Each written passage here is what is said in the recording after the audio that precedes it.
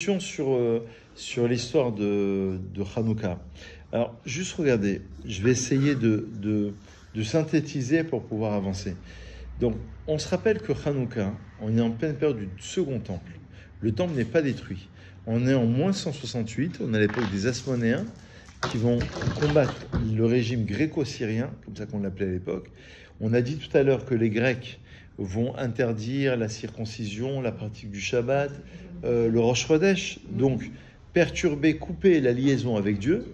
Et ce qu'il y a d'intéressant dans ce passage, c'est là où je voulais vous amener, c'est qu'en vérité, Hanouka, puisque l'origine des Grecs, c'est Esav, d'accord ? On est dans cet esprit-là. On est parti de Jacob contre Esav, avec deux cultures, deux idéologies, deux philosophies, deux religions, et on arrive à la Grèce. Et le Maharal de Prague, il explique quelque chose d'intéressant. Il dit que Yavan, on s'est arrêté sur ce point, la Grèce, c'est en valeur numérique 66, et Echal, là où on entrepose la Torah, l'armoire où on met la Torah, ça s'appelle le Echal, c'est 65 en valeur numérique. Comme si que la Grèce voulait avoir le pas, si vous voulez, la supériorité par rapport à la Torah. Donc, on disait à l'instant que les prophètes disparaissent, dernier prophète, Haggai, Zecharia, Malachi, et les premiers philosophes apparaissent sur la scène de l'histoire, Platon, Aristote, Socrate, etc., qui vont... Donc, l'idée, c'est de dire que c'est l'homme, selon cette philosophie-là, grecque, qui va développer le monde, qui va penser le monde en fonction de lui-même. Et nous disons, c'est là où il y a le point... alors, la philosophie, il n'y a pas de problème, on peut étudier la philosophie, s'enrichir. L'athéisme, c'est un problème. Mais indépendamment de ça, on peut réfléchir. Par contre, ce qui nous pose problème, c'est de ne pas le relier à Dieu. Et la Gemara va dire dans Megillah à la page 9, donc je l'ai noté ici, Megillah à la page 9, la Gemara va nous enseigner que Yaft Elohim les Yefet. Ça veut dire que la Torah reconnaît une beauté. Yefet, c'est la Grèce.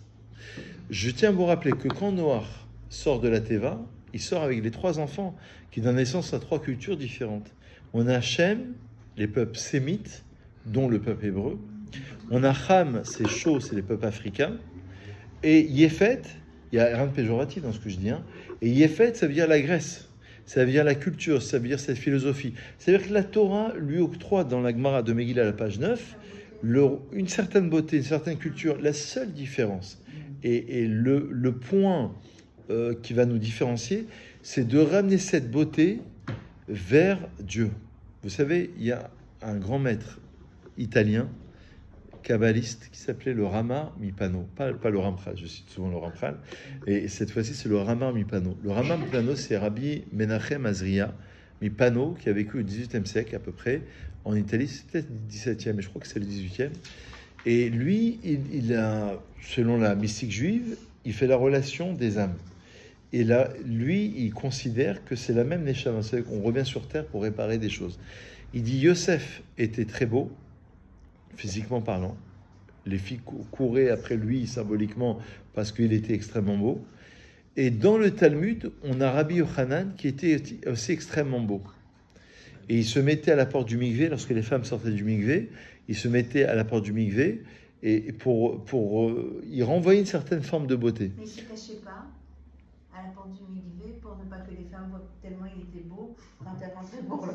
Ah non, au contraire, parce que justement, la beauté, voilà, la beauté justement renvoyée dans ce texte, c'est de dire que Yaft Elohim le Yefet, cette beauté qui appartient à la Grèce en termes de corps, en termes de culture, en termes de philosophie, on va essayer de la ramener vers la spiritualité. Et on dit d'ailleurs que les matriarches étaient belles.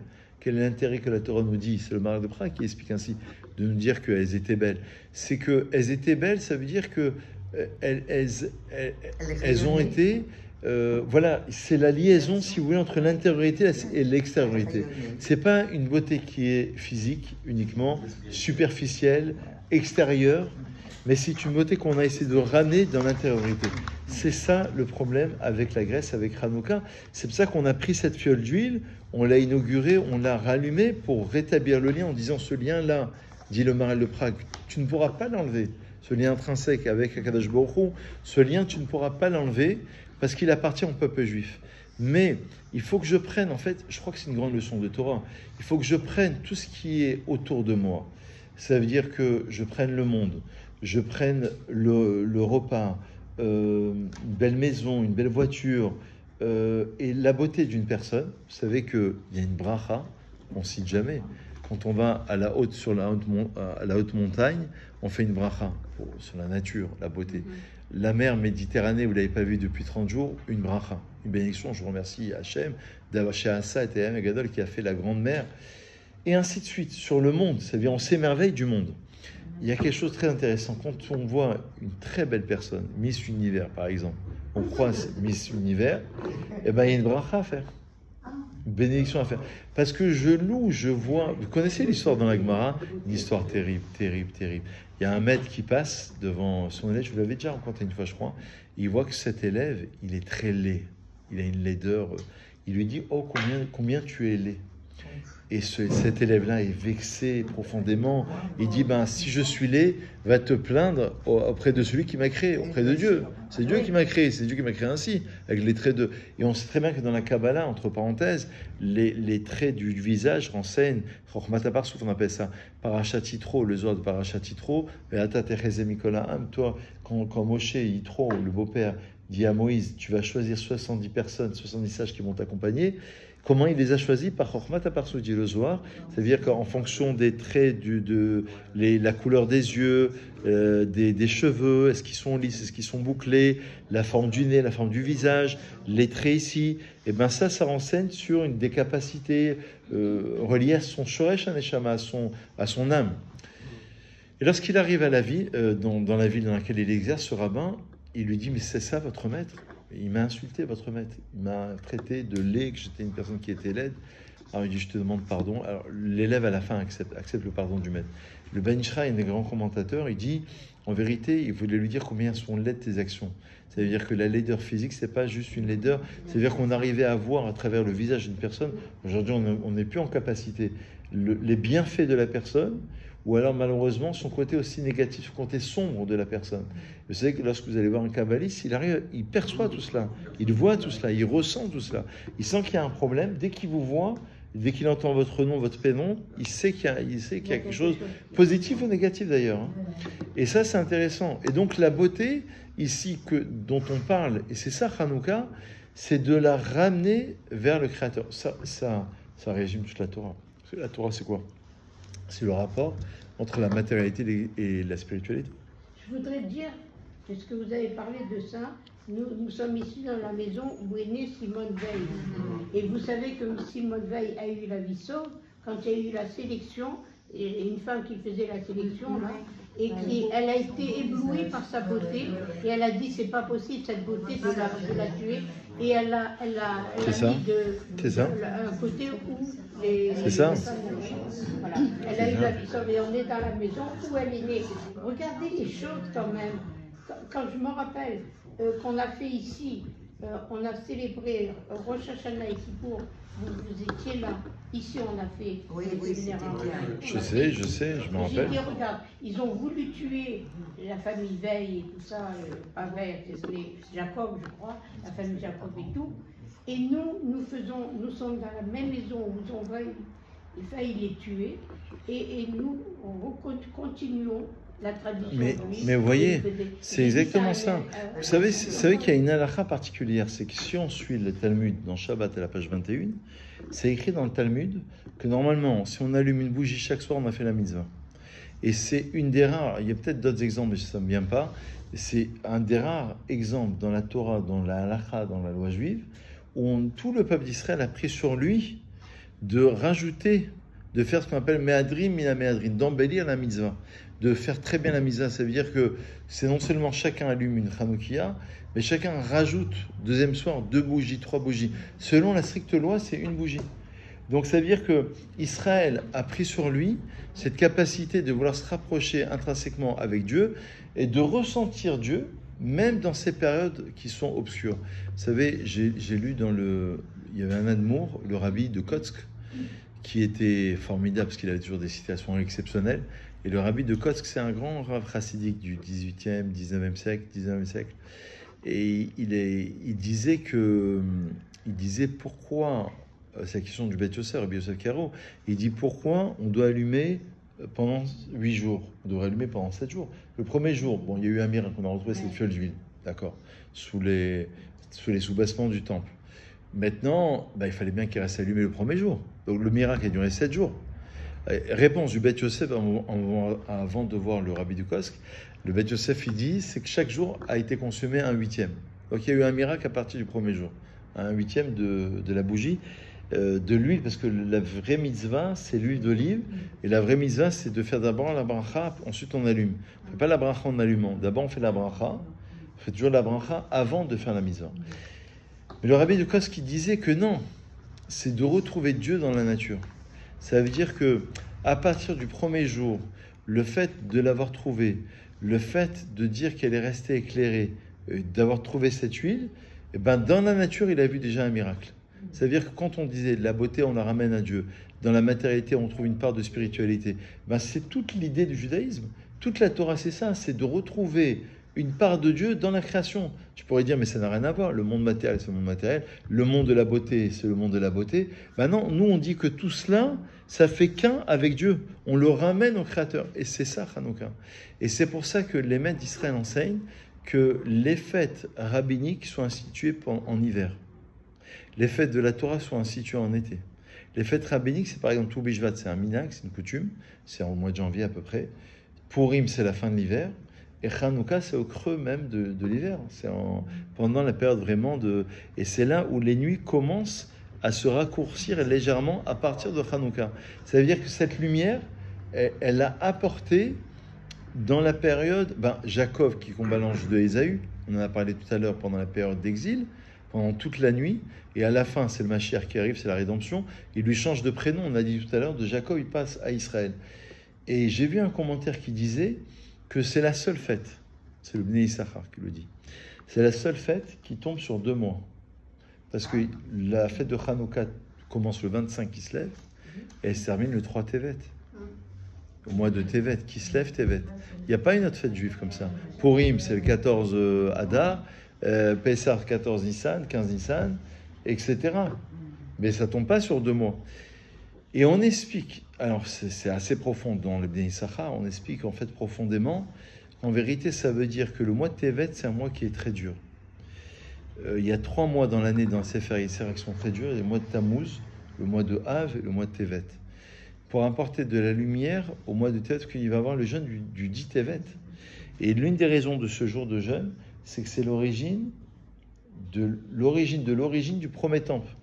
Donc on aurait dû ne plus jeûner puisque le premier temple a été reconstruit, par le second temple.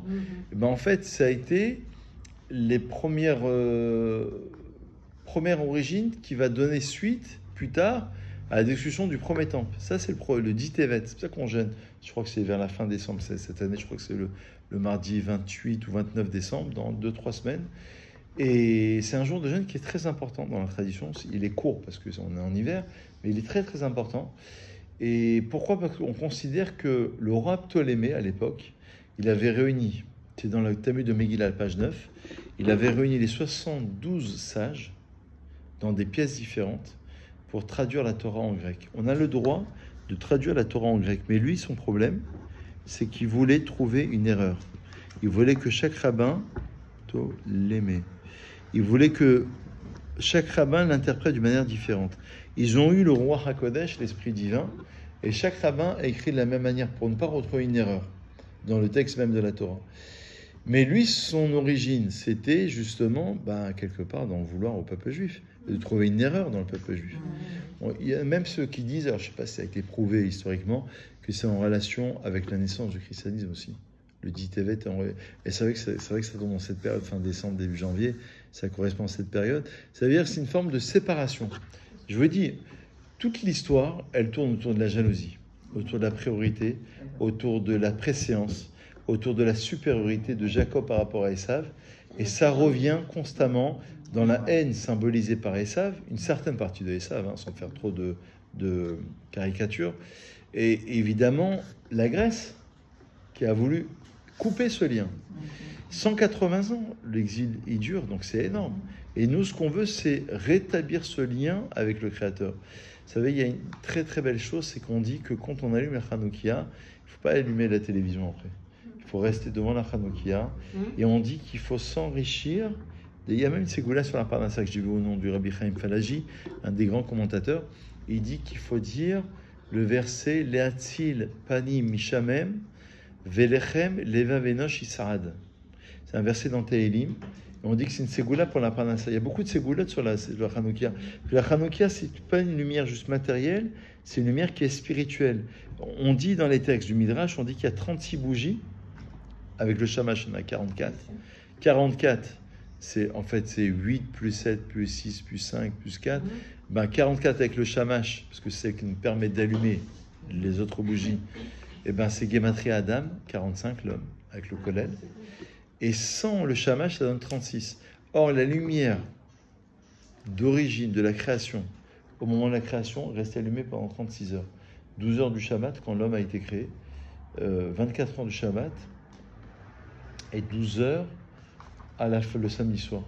Elle est restée cette lumière spirituelle qui est cachée dans la Torah. Ça veut dire que lorsque les textes disent, on n'a pas juste une misade d'allumer, on a une misade de rester. L'idéal, c'est de chanter ou de dire un petit mot de Torah, ou de s'enrichir, de prier pour les enfants aussi. La lumière, elle est très importante, parce que dans la lumière, il y a plusieurs couleurs. Donc il y a plusieurs niveaux d'élévation. On dit même que ce sont des symboliques, des images évidemment, même la flamme. La flamme. Elle est en couleur. Alors, ce qui permet la relation entre la bougie ou l'huile et la flamme et le feu, c'est la mèche. Et on dit que la mèche, c'est pétila, ce sont les mêmes lettres que tefila, la prière. Qu'est-ce qui permet l'élévation et la transformation? C'est la prière. Donc prier pour la santé, pour la réussite, pour la parnassa. Leatzil panim mishamen, il faut le dire 7 fois. D'ailleurs, ce verset, Velechem leva venosh isad, c'est-à-dire qu'il va se nourrir de pain, il va bien manger, et grâce à l'huile. Et l'huile, c'est la chorma dans la Kabbalah, c'est la sagesse. Donc, c'est-à-dire qu'on va s'enrichir de cela. Vous voyez? Et ça, c'est la merveille du peuple juif. Donc, c'est en même temps ramener cette beauté, ramener le monde matériel vers le monde spirituel, et en même temps le transformer, l'élever par la mèche qui est la tefila. Pétila, tefila. Pétila, la mèche, tefila, la prière. C'est la transformation, l'élévation. Et dans le feu, après, il y a plusieurs couleurs qui renseignent à plusieurs degrés différents, évidemment. Voilà, Hanouka, l'inauguration. Il n'y a pas comme